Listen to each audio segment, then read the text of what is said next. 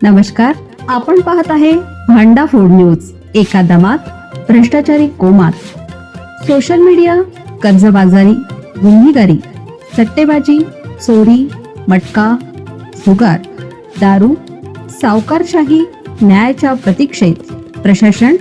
भांडाफोड news. एका दमात भ्रष्टाचारी कोमात. इचलकरंजी हादरले.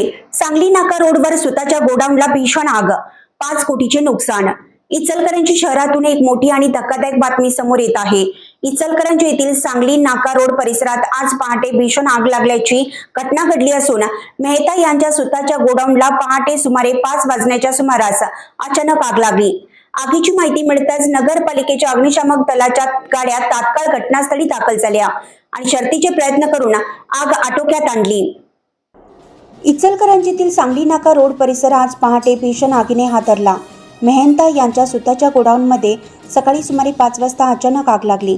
काही क्षणातच आगीने रौद्र रूप धारण केलं आणि संपूर्ण गोडाऊन आगीत भस्मसात झाले.